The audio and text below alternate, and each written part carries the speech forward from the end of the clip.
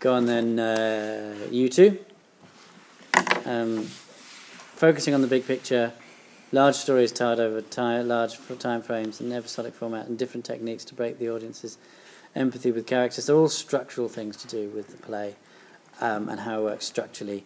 So how is that going to affect the way that we approach our research and use it in performance? Okay, in the first one, we thought that it would allow us to sort of focus on the headlines of stories, the bigger issues, maybe on the TV news, in the newspapers.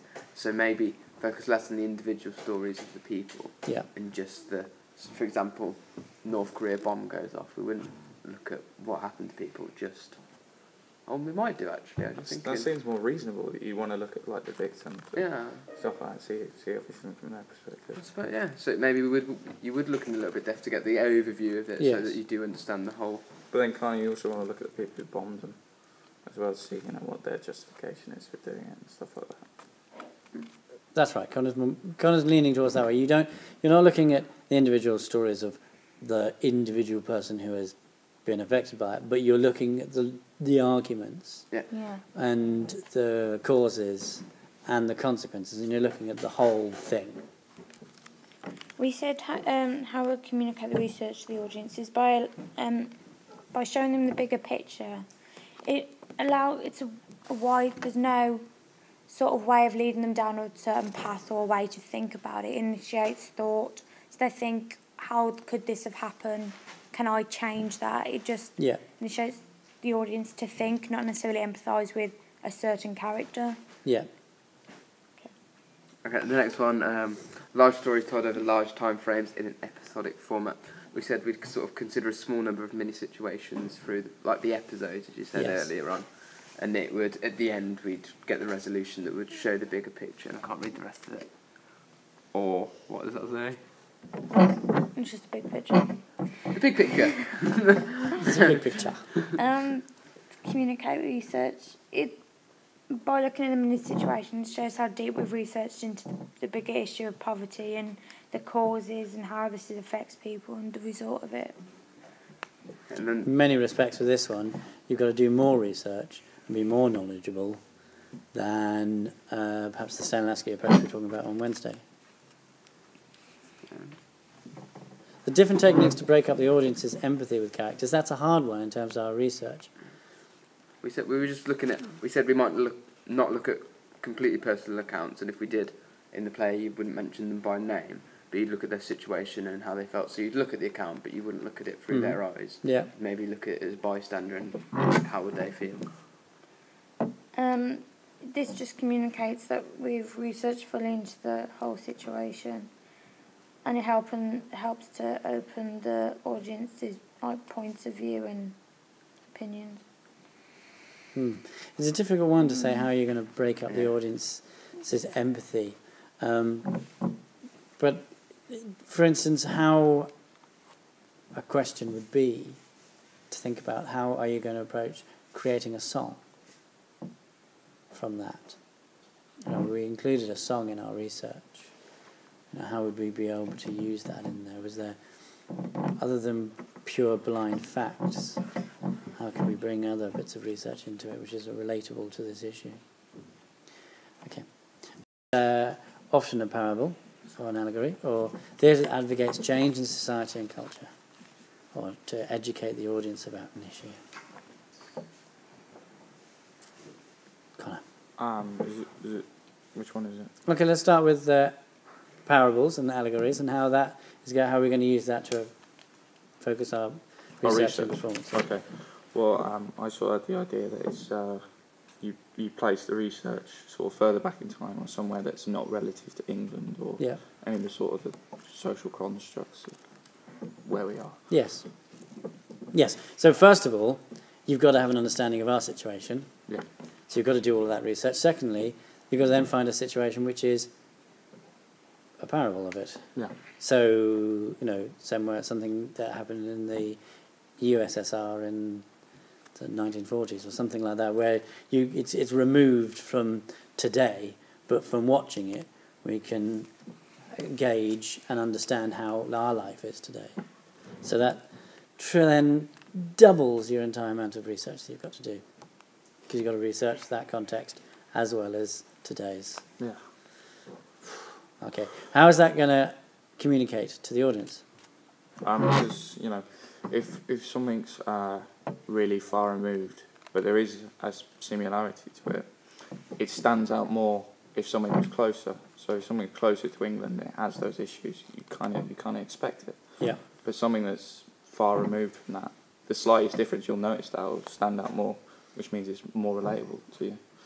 Spot on. All right, thinking about theatre advocating for change then, probably carries on from everything you've just talked about.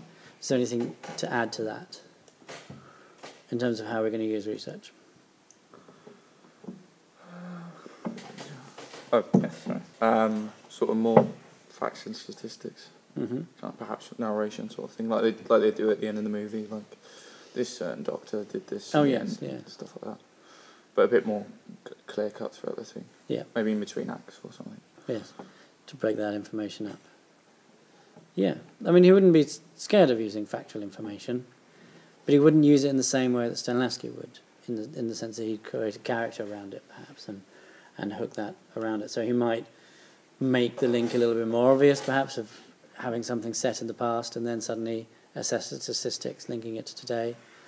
Or he might just leave that up to you, depending upon how hard the piece of research we're talking about.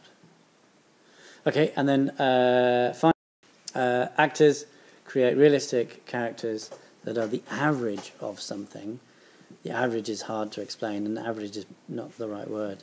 And often employs an anti-hero so that we, the audience, are not always perfect either, but can at least do their best. How's that going to affect the way we use our research? Me? Oh, sorry. That's all right. For the research to create like realistic characters at average. What does that average mean? For example, I don't know. It's like in between the two extremes of someone in that situation.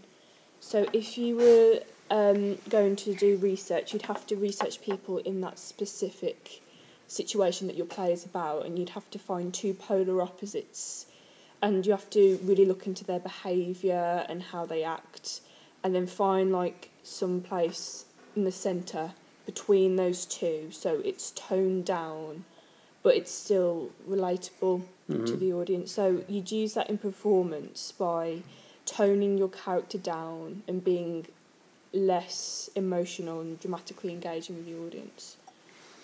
Is that right? In a way. In a way. Do you think it... What's the... You talk about that. That's the problem with it, is that you don't want to create anything bland. You don't want to take a bland character. But what do you want to create? Sort of either lack of empathy entirely, kind of thing, or shared empathy between the characters, so that there's no one sort of prefers a certain character to other characters because of how empathetic they are. Yeah, so that we can get the whole perspective. Just going back to that idea of dumbing things down. We were talking about the idea of every man. What is an every man? Just average person. They're like, I don't know, there's nothing distinct about them which makes them polarly like different to somebody else, so there's not really a difference in an emotional connection. Is that right? What does he mean, like just some... Do you mean like a character archetype sort of thing? Yes. Like she's the go-getting businesswoman and he's the mean boss, stuff like that. A bit like that, yeah. So it's something that everyone can relate to. Yeah. So if we were to create the everyman of a 17, 18-year-old sixth form student, we'd take facets of all your personalities and put them into that. But that would be still too quite bland. So we've got to get quite specific about it. So, an emotionally led sixth former and an intellectually led sixth former. And you'd find something, and you'd create a character whereby we can all see and understand that without making it become a stereotype. Yeah. That's what you want to avoid. So it's somewhere between being a bland object and a stereotype. Mm-hmm. But the key thing, okay, how is that going to communicate to the audience? How's the audience going to understand and I say empathise? Yeah, I put, because obviously stereotypes will be removed, there won't be so much of an emotional connection, but it will still be relatable. So it will still be engaging to an extent, because there will be that relationship there, but it just shows that like we would have to investigate it like so much to create this character like successfully. Yes, that's essentially what we're looking for, is to create a character which we can all relate to, but not necessarily empathise with. So we can see it, we can understand it, we know who they are, we've got bits of those personalities in ourselves, but we don't always empathise with them, and sometimes that is through doing things that you were saying about going into music, changing things and things like that. So often employs an anti-hero to show that we are not always perfect either, but can at least do our best. What does that mean? You got the hardest one. Yeah.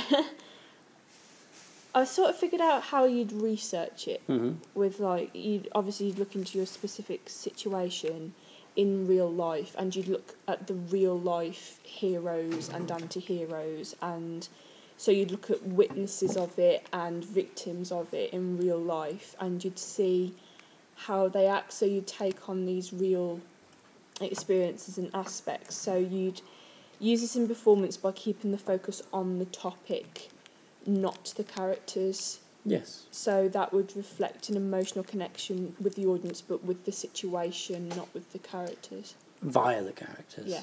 Really. Yeah. Absolutely. We need to see that the hero is a person, and we need to be able to understand that they have their flaws in the same way that we can also understand why the villain has become the villain and why they are doing these things. So it more presents the balanced argument. And if you're presenting something that's very, very close, you might not always see the villain as the villain. That some people will see the villain as the hero and the hero as the villain. Yeah. You know, if it's not a clear-cut argument, then you're going to have an audience walking away thinking of a different thing to another. But that's the point. That's the point of the style of theatre, is that you are pushing people to think and to question rather than to just be passive and watch and get emotionally connected to that particular character. So